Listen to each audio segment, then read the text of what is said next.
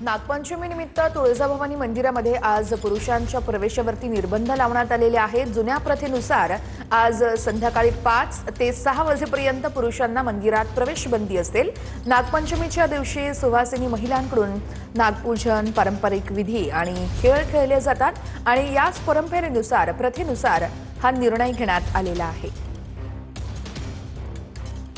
नांदेडच्या हिमायतनगर तालुक्यातील सौना ग्रामपंचायतीच्या ग्रामसभेत गोंधळ झालेला आहे। गोंधळानंतर पोलिसांकडून सौम्य लाठीचार्ज देखील करण्यात आला।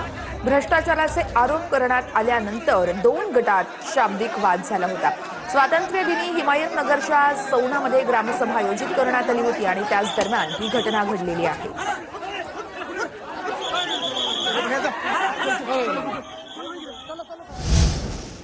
बातमी नाशिकमधून आहे। नाशिक रोड भागातील गोसावीवाडी चौफुलीवर गोळीबार झालाय। पानटपरी समोर उभे असलेल्या 32 वर्षीय तरुणावरती अज्ञात व्यक्तीने गोळीबार केलाय। सुमित पगारावरती गोळीबार करण्यात आलाय। 2 गोळ्या लागल्याने सुमित गंभीररित्या जखमी झालेला आहे। घटनास्थळी पोलिसांकडून पंचनामा सुरू आहे। जुन्या वादातून गोळीबार झाला का या अनुषंगाने पोलिसांकडून पुढील चौकशी सुरू आहे।